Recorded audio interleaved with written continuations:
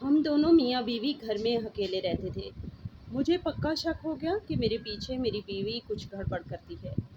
میں نے ایک ترکیب سوچی اور ایک دن اسے میکے بھیج کر گھر میں خفیہ کیمرے لگوا دیے۔ کچھ دن گزرے تو جب میں نے ریکارڈنگ دیکھی تو میرے ہوش اڑ گئے کہ میری بیوی گھر میں کیا کیا کرتی تھی۔ صبح کے 7 بج رہے تھے، کھڑکی کے پردوں سے دھوپ اندر آ رہی تھی، لیکن میرا ذہن بہت پریشان تھا۔ میں نے کروٹ بدلی تو دیکھا عائشہ بیڈ پر نہیں تھی۔ وہ ہمیشہ جلدی اٹھ جاتی تھی، لیکن آج اس کی یہ خاموشی مجھے سکون دینے کی بجائے بے چین کر رہی تھی۔ میں اٹھا اور واش بیسن پر جا کر ٹھنڈے پانی سے منہ دھویا کہ شاید دل کی گھبراہٹ کم ہو جائے، لیکن پچھلے کئی دنوں سے جو آگ میرے اندر لگی تھی وہ ٹھنڈے پانی سے بھی نہیں بجھ رہی تھی۔ میں کمرے سے نکلا تو عائشہ کچن میں ناشتہ بنا رہی تھی۔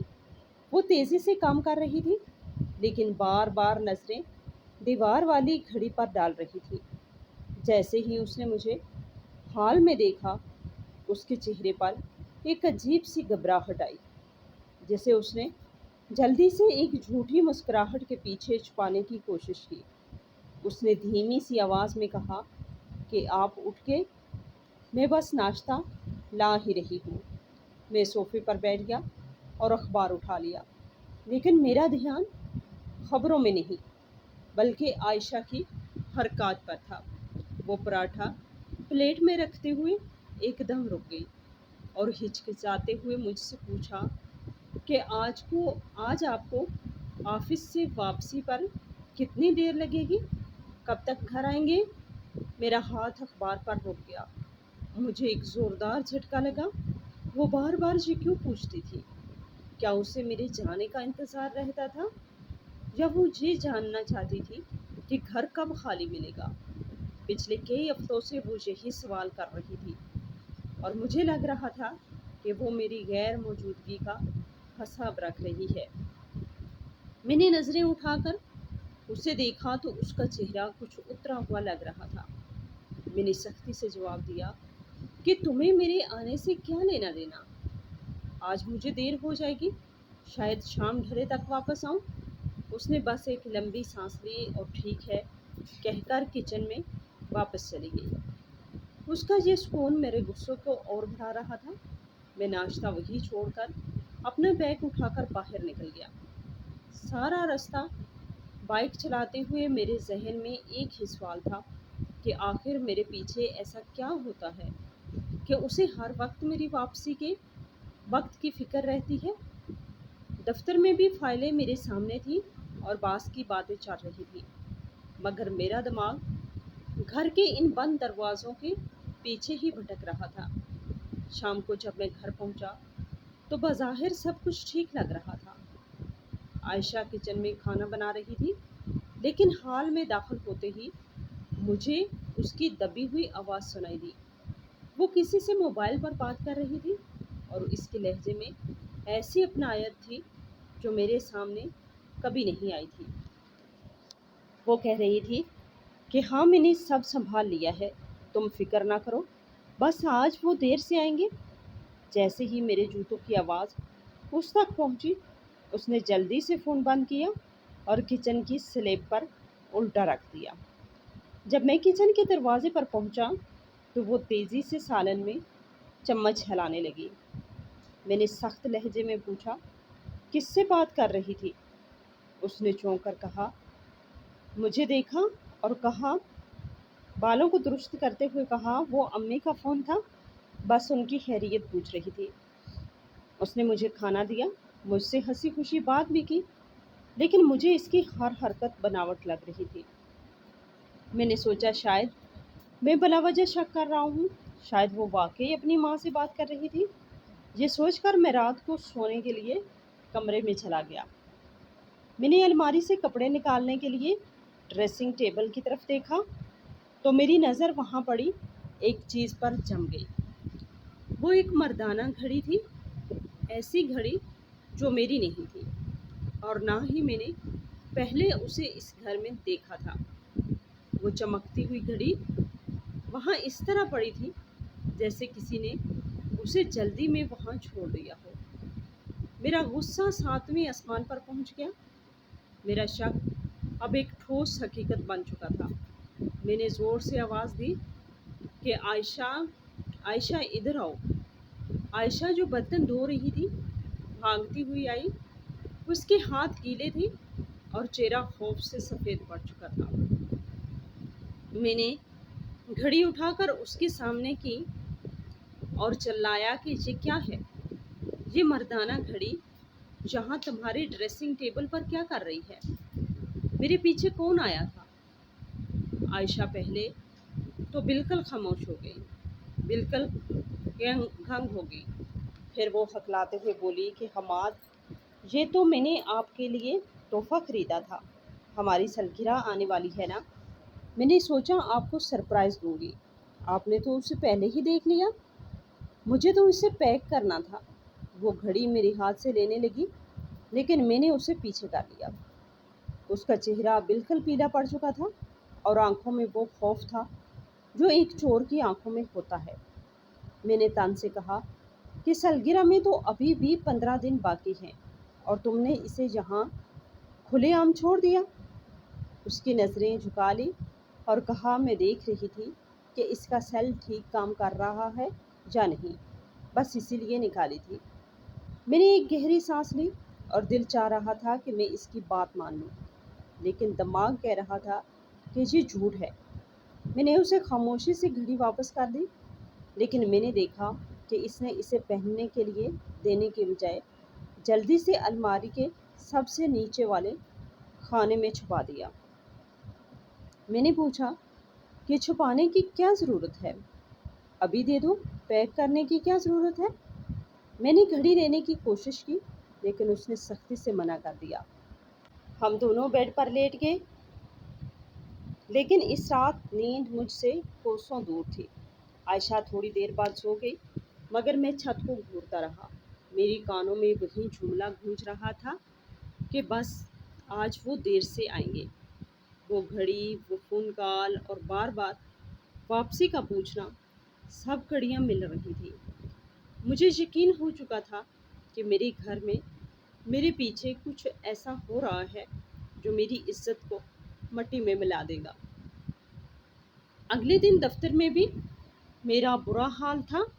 فائلیں کھلی تھی، کمپیوٹر کی اسکرین سامنے تھی، لیکن میری آنکھوں کے سامنے وہی سنہری گھڑی اور عائشہ کا پیلا چہرہ گھوم رہا تھا۔ گھڑی کی ٹک ٹک مجھے ہتھوڑے کی طرح محسوس ہو رہی تھی۔ 12 بجے کے قریب مجھ سے مزید بیٹھا نہ گیا۔ ایک عجیب سی گھبراہٹ نے مجھے جکڑ لیا۔ میں نے سوچا کہ آخر میں یہاں بیٹھ کر خود کو کیوں اذیت دے رہا ہوں؟ کیوں نہ ابھی گھر جا کر دیکھوں کہ عائشہ اس وقت کیا کر رہی ہے۔ میں نے جلدی سے اپنا کام سمیٹا اور باس کو کوئی بہانہ بنا کر آفس سے نکل آیا۔ سڑک پر بائیک چلاتے ہوئے میرا ذہن 2 حصوں میں بٹا ہوا تھا۔ ایک طرف میرا شک تھا جو چیخ چیخ کر کہہ رہا تھا کہ حماد، آج سچ تمہارے سامنے آ جائے گا، اور دوسری طرف میرا دل عائشہ کی صفائی دے رہا تھا کہ نہیں، وہ ایسی نہیں ہے، وہ تو تمہارے آرام کا کتنا خیال رکھتی ہے، تم ایک شریف عورت پر الزام لگا کر اپنا گناہ کما رہے ہو۔ میں نے سر جھٹکا اور ان خیالات کو دور کرنے کی کوشش کی، لیکن وہ شک کسی زہریلی بیل کی طرح میرے پورے وجود میں پھیل چکا تھا۔ جب میں اپنی گلی کے موڑ پر پہنچا تو بائیک کی رفتار دھیمی کر دی تاکہ انجن کی آواز سن کر کوئی الارم نہ ہو جائے۔ میں نے گھر کے سامنے بائیک کھڑی کی اور تھوڑی دیر وہی کھڑا رہ کر گھر کے بند دروازے کو دیکھتا رہا۔ باہر سے سب کچھ پرسکون تھا لیکن میرے اندر طوفان تھا۔ میں نے آگے بڑھ کر دروازے کی بیل بجائی، 1 بار، 2 بار، 3 بار، لیکن اندر سے کوئی جواب نہیں آیا۔ عام طور پر تو عائشہ پہلی بیل پر ہی دوڑی چلی آتی تھی۔ اسے پتہ ہوتا تھا کہ کوئی کام والا یا ڈاکیا ہو سکتا ہے، مگر آج مکمل خاموشی تھی۔ میرے سینے کی میں دھڑکن تیز ہو گئی۔ میں نے اب زور زور سے دروازہ پیٹنا شروع کر دیا، جیسے میں لکڑی کے دروازے کو نہیں بلکہ اپنے شک کی دیوار کو توڑنا چاہ رہا ہوں۔ میں نے اونچی آواز میں پکارا کہ عائشہ، عائشہ دروازہ کھولو۔ اندر سے ابھی بھی کوئی آواز نہیں آ رہی تھی۔ 5 منٹ گزر گئے، پھر 6 منٹ۔ میرے ماتھے پہ پسینہ آ چکا تھا۔ میں سوچ رہا تھا کہ اگر وہ گھر میں اکیلی ہے تو اسے اب تک سن کر لینا چاہیے تھا۔ کیا وہ سو رہی ہے یا پھر اندر کوئی ایسا ہے جسے وہ چھپا رہی ہے؟ میرا خون کھولنے لگا۔ میں نے آخری بار پوری طاقت سے دروازہ بچایا تو اچانک تالا کھلنے کی آواز آئی۔ دروازہ تھوڑا سا کھلا اور عائشہ سامنے تھی۔ اس کے بال بکھرے ہوئے تھے، دوپٹہ کندھے سے ڈھلک رہا تھا اور وہ ہانپ رہی تھی جیسے ابھی ابھی کہیں سے بھاگ کر آئی ہو۔ اس کے چہرے پر ہوائیاں اڑ رہی تھی۔ اس نے ہکلاتے ہوئے پوچھا کہ آپ اس وقت کیسے آ گئے؟ اس کی آنکھوں میں وہ صاف نظر آنے والا ڈر تھا جسے وہ چھپانے میں ناکام ہو رہی تھی۔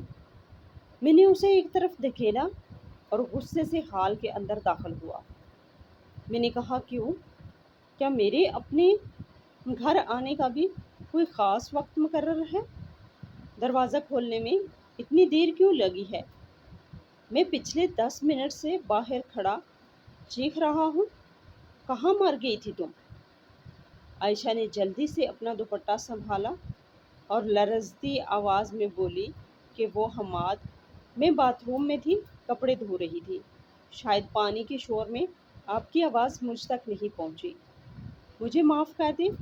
بظاہر اس بات میں منطق تھی، لیکن میرا دل ماننے کو تیار نہیں تھا۔ میں نے بغیر کچھ کہے پورے گھر کا چکر لگانا شروع کر دیا، جیسے میں تلاشی لے رہا ہوں۔ میں کچن میں گیا، وہاں برتن بکھرے ہوئے تھے۔ میں گیسٹ روم میں گیا، وہاں بھی سب ٹھیک تھا۔ عائشہ میرے پیچھے پیچھے چل رہی تھی۔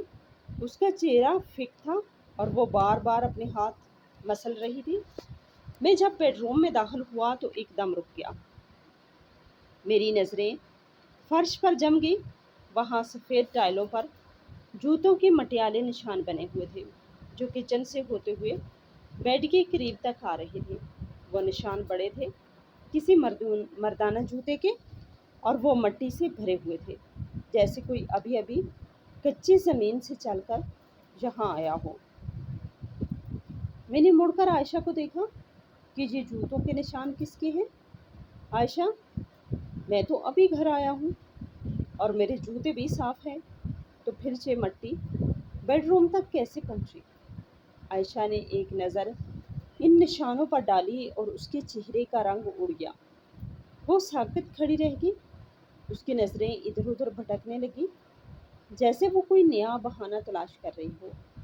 وہ ہکلاتے ہوئے بولی کہ وہ حماد، شاید وہ سبزی والا اندر تک آ گیا تھا۔ میں نے اسے منع بھی کیا تھا، مگر اس کے جوتے گندے تھے، لیکن اس کی آواز میں وہ یقین نہیں تھا جو سچائی میں ہوتا ہے۔ میں نے دہاڑ کر پوچھا کہ سبزی والا بیڈ روم تک آ گیا تھا؟ تم مجھے بیوقوف سمجھتی ہو عائشہ؟ سبزی والا یہاں کیا لینے آئے گا؟ میں نے بیڈ کے نیچے، الماری کے پیچھے، ہر جگہ دیکھا، مگر وہاں کوئی نہیں تھا۔ کمرے کی کھڑکی کھلی ہوئی تھی جو پیچھے گلی کی طرف کھلتی تھی۔ مجھے شک ہوا کہ شاید کوئی وہاں سے نکل گیا ہے، لیکن ثبوت کے نام پر میرے پاس صرف وہ مٹیالے نشان تھے۔ عائشہ کی خاموشی میرے شک پر مہر لگا رہی تھی۔ میرا دل چاہ رہا تھا کہ میں وہی اس کا گلا دبا دوں، لیکن میں نے خود پر قابو پایا۔ مجھے اسے رنگے ہاتھوں پکڑنا تھا۔ صرف جوتوں کے نشان کافی نہیں تھے۔ مجھے اسے رنگے ہاتھوں پکڑنا تھا، صرف جوتوں کے نشان کافی نہیں تھے۔ میں نے ایک گہری سانس لی اور اپنی مٹھیاں بھینچ لی۔ اب مجھے سمجھ آ چکا تھا کہ باتوں سے سچ نہیں نکلے گا۔ مجھے اس گھر کی دیواروں میں آنکھیں لگانی ہوں گی جو میری غیر موجودگی میں سب کچھ دیکھ سکیں۔ میں نے سرد لہجے میں کہا کہ ٹھیک ہے، تم صفائی کر لو، میں جا رہا ہوں۔ اور اسے وہیں حیرت اور خوف کے عالم میں چھوڑ کر باہر نکل گیا۔ گھر سے تو نکل آیا لیکن قدم اٹھانا مشکل ہو رہا تھا۔ بائک کی رفتار بہت دھیمی تھی اور میرا ذہن کسی کمپیوٹر کی طرح ان تمام واقعات کو ترتیب دے رہا تھا جو پچھلے کچھ دنوں میں ہوئے تھے۔ وہ فون کال جس میں عائشہ نے کہا تھا کہ آج وہ دیر سے آئیں گے، وہ اجنبی مردانہ گھڑی جو ڈریسنگ ٹیبل پر لاوارث پڑی تھی، اور اب یہ مٹیالے جوتوں کے نشان جو سیدھے بیڈ روم تک جا رہے تھے۔ آخر کون ہے وہ؟ یہ سوال ایک ہتھوڑے کی طرح میرے سر پر بج رہا تھا۔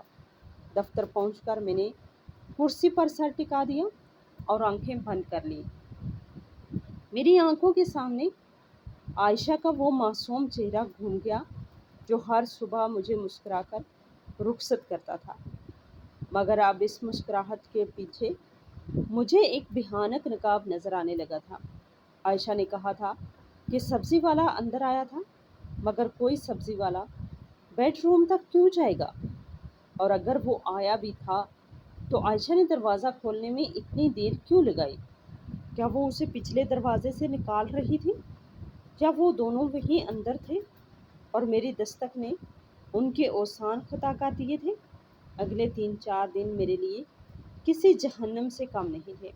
میں گھر جاتا تو عائشہ بالکل نارمل نظر آنے کی کوشش کرتی، وہی محبت بھرے لہجے میں بات کرتی، وہی پسندیدہ کھانے بنانا، مگر اب مجھے اس کی ہر خدمت میں ضمیر کی ماری ہوئی ایک جھلک نظر آتی۔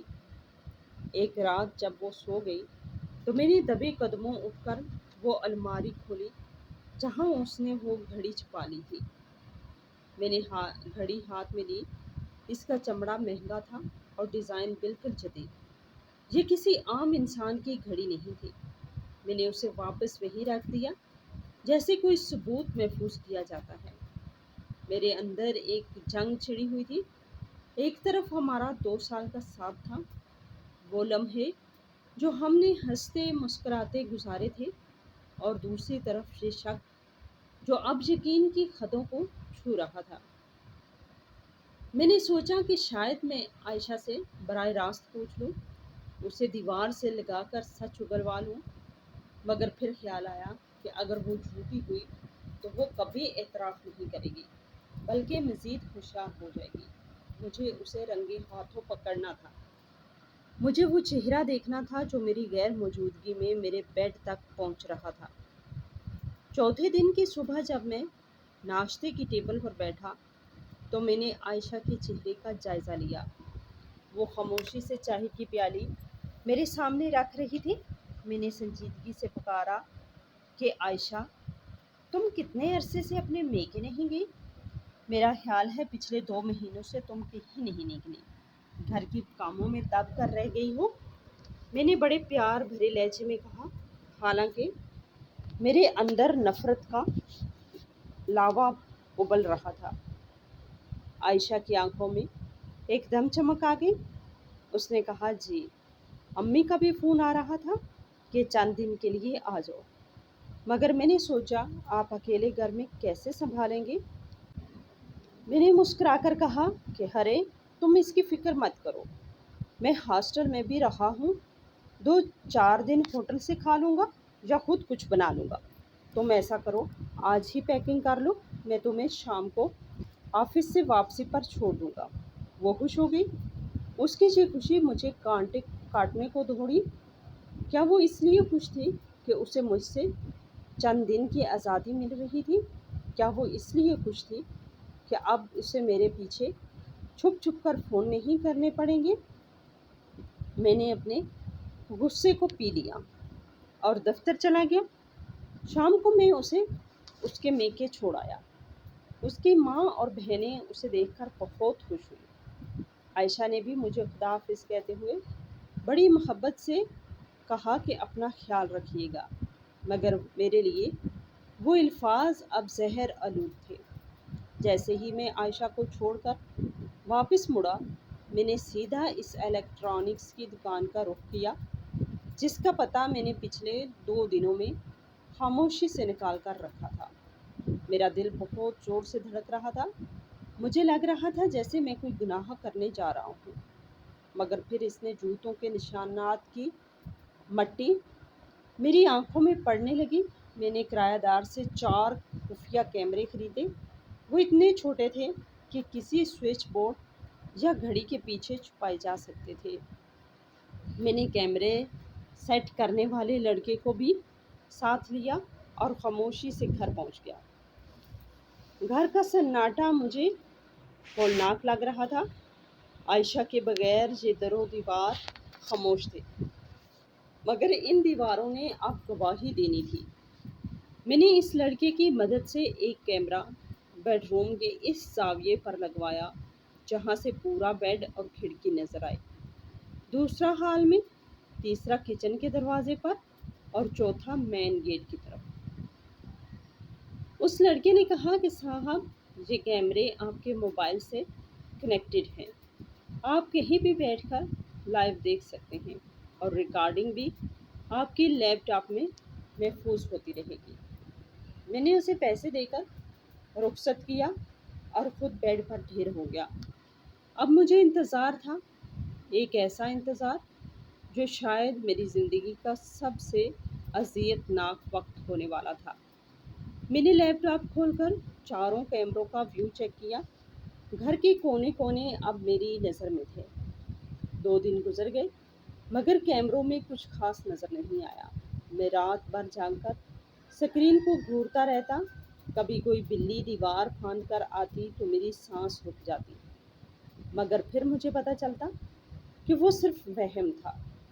عائشہ کا فون آتا تو وہ بڑی میٹھی باتیں کرتی کہ حماد میں آپ کو بہت شاد کر رہی ہوں، امی کہہ رہی ہیں 2 دن اور رک جاؤ۔ میں اسے کہتا کہ ٹھیک ہے رک جاؤ، مگر اندر سے میں چیختا تھا کہ ہاں رک جاؤ تاکہ تمہارا یار گھر آ سکے اور میں اسے دیکھ سکوں۔ تیسرے دن میں عائشہ کو واپس لے آیا اور گھر میں داخل ہوئی تو اسے پتہ بھی نہیں تھا کہ اس کی ہر قدم پر میری نظر ہے۔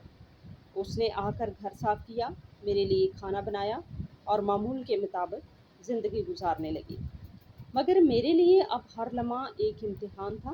وہ کچن میں جاتی تو میں موبائل پر کیمرہ کھول لیتا، وہ بیڈ روم میں فون سنتی تو میں دوسرے کمرے میں بیٹھ کر اسے مانیٹر کرتا۔ 2 راتیں مزید گزر گئیں۔ مجھے لگنے لگا تھا کہ شاید عائشہ واقعی سچی ہے، شاید میں نے بلا وجہ اتنے پیسے خرچ کیے اور اتنی ذہنی کوفت اٹھائی۔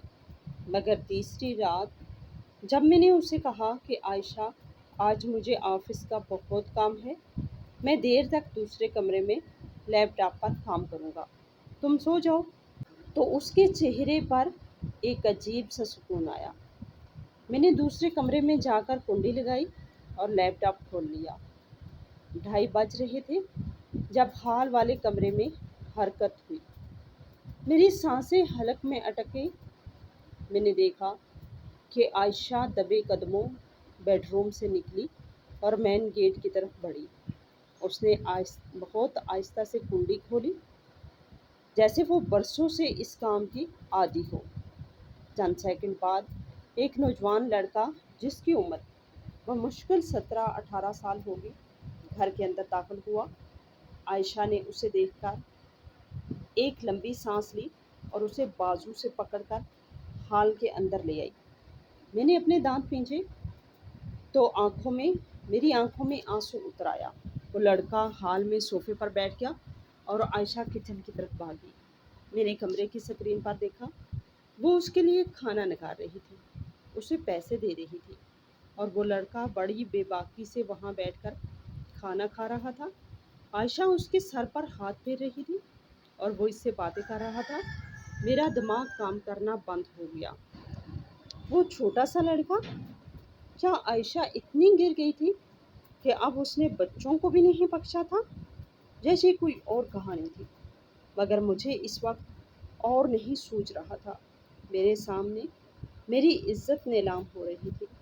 میرے اپنے گھر میں میری ایک بیوی ایک غیر مرد کو کھانا کھلا رہی تھی اور اسے میری کمائی سے پیسے دے رہی تھی۔ میں نے لیپ ٹاپ بند کیا اور غصے سے بھرا ہوا کمرے سے باہر نکلا۔ عائشہ اس وقت کچن سے دودھ کا گلاس لے کر ہال کی طرف آ رہی تھی۔ جیسے ہی اس نے مجھے ہال میں دیکھا، اس کے ہاتھ سے دودھ کا گلاس چھٹ کر فرش پر گرا اور دودھ پوری ٹائلوں پر بکھر گیا۔ عائشہ کی آواز حلق میں پھنس گئی کہ حماد آپ۔ میں نے بغیر کچھ کہے اس کا بازو پکڑا اور اسے صوفے کے سامنے کھڑا کر دیا، جہاں وہ لڑکا اب خوف سے کانپ رہا تھا۔ میں نے دہاڑ کر پوچھا کہ یہ کون ہے؟ عائشہ، بولو کون ہے یہ؟ عائشہ نے اس لڑکے کو اپنے پیچھے چھپانے کی کوشش کی، جیسے وہ اسے مجھ سے بچانا چاہتی ہو۔ اس نے کہا، حماد، میری بات سنیں، یہ وہ نہیں جو آپ سمجھ رہے ہیں۔ میں نے غصے سے اس کا چہرہ دوسری طرف جھٹک دیا اور کہا، خاموش، بالکل خاموش۔ میں نے اپنی آنکھوں سے سب دیکھا ہے، کیمروں میں سب ریکارڈ ہو گیا ہے۔ تم جیسی بد کردار عورت میں نے آج تک نہیں دیکھی۔ اتنے چھوٹے لڑکے کے ساتھ تم یہ سب کر رہی ہو، تمہیں شرم نہیں آئی؟ میرا وقار خاک میں ملاتے ہوئے عائشہ کی آنکھوں میں آنسو کا سیلاب رواں ہو گیا۔ وہ میرے پیروں میں گر گئی کہ خدا کے لیے حماد، ایک بار میری بات سن لے۔ یہ گناہ نہیں، یہ تو ہمارا اپنا خون ہے۔ حال میں بکھرا ہوا دودھ فرش پر ایک بدصورت دھبے کی طرح پھیل رہا تھا، بالکل ویسے ہی جیسے عائشہ کا کردار میری نظروں میں میلا ہو چکا تھا۔ وہ نوجوان لڑکا جس کی عمر بمشکل 17-18 سال تھی، صوفے کے کونے میں سمٹا ہوا مجھے خوفزدہ نظروں سے دیکھ رہا تھا۔ اس کے ہاتھ میں وہ پیسے تھے جو عائشہ نے ابھی اسے دیے تھے، وہی پیسے جو میری محنت کی کمائی تھی۔ میں نے چلاتے ہوئے کہا کہ بولو ہے، یہ کون ہے؟ اس سے پہلے کہ میرا ہاتھ اٹھ جائے، سچ بولو۔ میری آواز غصے سے پھٹ رہی تھی اور دیواروں سے ٹکرا کر واپس میرے کانوں میں گونج رہی تھی۔ عائشہ فرش پر بیٹھی سسکیاں بھر رہی تھی، اس کے بال ماتھے پر چپکے ہوئے تھے اور آنکھیں سرخ ہو چکی تھی۔ وہ لرزتے ہاتھوں سے میرے پاؤں پکڑنے کے لیے آگے بڑھی، مگر میں نے حقارت سے اپنا قدم پیچھے کھینچ لیا۔ وہ روتے ہوئے بولی کہ حماد، خدا کے لیے مجھ پر وہ تہمت نہ لگائیں جو میں نے خواب میں بھی نہیں سوچی۔ یہ گناہ نہیں ہے، یہ تو سراسر نیکی ہے جو میں آپ سے چھپ کر رہی تھی، کیونکہ مجھے آپ کے غصے سے ڈر لگتا تھا۔ اس کی آواز میں ایک ایسی سچائی تھی جو میرے غصے کی دیوار میں دراڑ ڈال رہی تھی۔ میں نے طنز سے کہکا لگایا کہ نیکی؟ آدھی رات کو ایک غیر مرد کو گھر بلا کر کھانا کھلانا اور پیسے دینا نیکی ہے؟ عائشہ، میں نے کیمرے لگوائے تھے، میں نے اپنی آنکھوں سے اسے تمہارے بیڈ روم تک جاتے دیکھا ہے، وہی جوتوں کے نشان جو اس دن فرش پر تھے، وہ اسی کے تھے نا؟ عائشہ نے سر جھکا لیا اور ہچکیاں لیتے ہوئے بولی کہ جی، وہ نشان اسی کے تھے۔ اس دن یہ جلدی میں آیا تھا کیونکہ اس کی ماں کی طبیعت بہت خراب تھی، اسے پیسوں کی سخت ضرورت تھی۔ میں نے اسے بیڈ روم میں اس لیے بٹھایا تھا کہ باہر گلی سے کوئی اسے دیکھ نہ لے، اور آپ اچانک آ گئے تو میں نے اسے پیچھے والی کھڑکی سے نکال دیا تھا۔ میں نے دوبارہ دہاڑ کر پوچھا کہ کون ہے یہ؟ عائشہ نے اس لڑکے کی طرف اشارہ کیا جو اب کھڑا ہو چکا تھا اور اس کی آنکھوں میں بھی آنسو تھے۔ اس نے کہا کہ یہ حماد، یہ حسنین ہے، آپ کی بڑی بہن رضیہ بیگم کا بیٹا، آپ کا اپنا سگا بھانجا۔ میرے کانوں میں جیسے سائیں سائیں ہونے لگی۔ رضیہ بیگم، وہ بہن جو 10 سال پہلے گھر سے بھاگ گئی تھی، جس کا نام لینا میرے لیے گھر میں گناہ سمجھا جاتا تھا، جسے میرے باپ نے آگ کر دیا تھا اور میں نے بھی غصے میں آ کر اس کی تصویریں جلا دی تھی۔ میں نے کہا کہ تم جھوٹ بول رہی ہو، رضیہ بیگم کا بیٹا یہاں کیا کر رہا ہے؟ میرا لہجہ اب کچھ دھیما ہو گیا تھا، مگر شک اب بھی باقی تھا۔ عائشہ نے صوفے پر پڑے اپنے موبائل سے ایک پرانی مڑی توڑی تصویر نکالی اور میرے سامنے کر دی۔ وہ رضیہ بیگم کی تصویر تھی، وہی بڑی آنکھیں اور وہی پیشانی، اور ان کے ساتھ یہ چھوٹا سا بچہ کھڑا تھا جس کا چہرہ اب اس نوجوان لڑکے سے ہو بہو ملتا تھا۔ عائشہ نے تفصیل بتاتے ہوئے گہری سانس لی کہ حماد 2 مہینے پہلے میں بازار گئی تھی تو مجھے وہاں ایک عورت ملی جو لوگوں کے گھروں میں کام مانگ رہی تھی۔ ان کی حالت بہت خراب تھی، کپڑے پر پیوند لگے ہوئے تھے اور چہرہ مرجھایا ہوا تھا۔ مجھے لگا جیسے میں نے انہیں کہیں دیکھا ہے۔ پھر مجھے یاد آیا کہ ایک بار الماری کی صفائی کرتے ہوئے مجھے آپ کی ایک پرانی البم سے ان کی تصویر ملی تھی جو شاید جلنے سے بچ گئی تھی۔ میں نے جب ان سے پوچھا کہ آپ کیا رضیہ ہیں تو وہ پھوٹ پھوٹ کر رونے لگی۔ میں ساکت کھڑا اسے سن رہا تھا۔ میرے دل کی کسی کونے میں برسوں سے دبی ہوئی ممتا اور بہن کی محبت انگڑائی لینے لگی تھی۔ انہوں نے مجھے بتایا کہ ان کے میاں کے انتقال کے بعد سسرال والوں نے انہیں نکال دیا۔ اب وہ ایک چھوٹے سے کرائے کے کمرے میں اپنے بچوں کے ساتھ رہتی ہیں۔ حماد یہ لڑکا دن بھر پڑھتا ہے اور شام کو مزدوری کرتا ہے تاکہ گھر کا چولہا جل سکے۔ رضیہ بیگم خود لوگوں کے گھروں میں برتن دھوتی ہیں مگر وہ آپ کے ڈر سے گھر نہیں آتی۔ انہیں لگتا ہے کہ ان کا بھائی انہیں کبھی معاف نہیں کرے گا۔ میں نے انہیں اپنے گھر کا پتہ دیا اور کہا کہ جب بھی ضرورت ہو حسنین کو بھیج دیا کرے، میں اپنی بچت سے ان کی تھوڑی بہت مدد کر دیا کروں گی۔ عائشہ نے سچائی کا پورا دفتر کھول کر میرے سامنے رکھ دیا تھا۔ وہ لڑکا بھانجا حسنین آگے بڑھا اور بھرائی ہوئی آواز میں بولا کہ ماموں، امی آپ کو بہت یاد کرتی ہیں۔ وہ کہتی ہیں کہ ان کا بھائی بہت غیرت مند ہے، وہ انہیں کبھی معاف نہیں کرے گا، مگر وہ روز رات کو آپ کی سلامتی کی دعائیں مانگتی ہیں۔ وہ گھڑی جو آپ نے دیکھی تھی وہ امی نے میرے ہاتھ بھجوائی تھی کہ تمہارے ماموں کی سالگرہ آنے والی ہے، اسے میری طرف سے دے دینا۔ مگر مامی نے کہا کہ اگر ماموں کو پتہ چلا کہ یہ میں نے دی ہے تو وہ شاید اسے توڑ دے، اسی لیے انہوں نے جھوٹ بولا کہ یہ ان کی طرف سے تحفہ ہے۔ میرے پیروں تلے سے زمین نکل گئی۔ میں نے جس عورت پر بد کرداری کا الزام لگایا وہ تو میرے ٹوٹے ہوئے رشتوں کو جوڑ رہی تھی اور میرے گناہوں کا کفارہ ادا کر رہی تھی، اور میں اسے کیمروں کے ذریعے ذلیل کر رہا تھا۔ میں نے لیپ ٹاپ کی طرف دیکھا جو اب بھی میز پر پڑا تھا۔ اس کی سکرین پر عائشہ کا وہ چہرہ تھا جو اس یتیم بچے کو کھانا کھلا رہی تھی۔ میری آنکھوں سے بے اختیار آنسو نکل کر گالوں پر بہنے لگے۔ میں نے عائشہ کی طرف دیکھا، وہ ابھی بھی فرش پر بیٹھی تھی، مگر اب اس کی نظروں میں وہ خوف نہیں تھا بلکہ ایک گہرا دکھ تھا۔ میں نے لرزتی ہوئی آواز میں کہا کہ عائشہ مجھے معاف کر دو، اور میں اس کے سامنے گھٹنوں کے بل بیٹھ گیا۔ میں کتنا اندھا ہو گیا تھا۔ میں نے اپنی انا اور شک کے چکر میں تم جیسی نیک صفت عورت پر کیچڑ اچھالا۔ عائشہ نے کچھ نہیں کہا، بس اپنا چہرہ دونوں ہاتھوں میں چھپا کر زور زور سے رونے لگی۔ اس کی سسکیاں میرے کلیجے کو چیر رہی تھی۔ میں نے اس نوجوان لڑکے حسنین کو سینے سے لگا لیا۔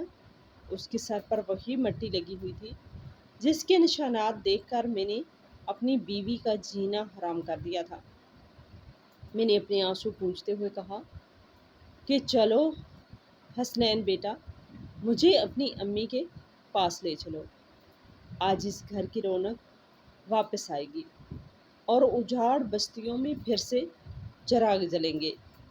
رات کا آخری پہر تھا جب میں، عائشہ اور حسنین اس تنگ و تاریک گلی میں داخل ہوئے جہاں میری بہن رضیہ بیگم اپنی زندگی کے دن پورے کر رہی تھی۔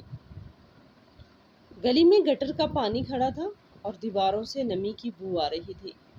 میرا دل کٹ رہا تھا کہ جس بہن کو میں نے شہزادیوں کی طرح رخصت کیا تھا وہ آج ان حالات میں رہنے پر مجبور تھی۔ حسنین نے ایک پرانے سے لکڑی کے دروازے پر دستک دی۔ تھوڑی دیر بعد اندر سے ایک کھانستی ہوئی آواز آئی کہ کون ہے؟ حسنین بیٹا تم آ گئے۔ دروازہ کھلا تو سامنے رضیہ بیگم کھڑی تھی۔ ان کے بال وقت سے پہلے سفید ہو چکے تھے اور چہرہ جھریوں سے بھر گیا تھا۔ جیسے ہی ان کی نظر مجھ پر پڑی وہ وہیں ساکت ہو گئے۔ ان کے ہاتھ میں پکڑا ہوا پانی کا گلاس لرز کر فرش پر گر گیا، بالکل ویسے ہی جیسے تھوڑی دیر پہلے میری گھر میں گلاس گرا تھا۔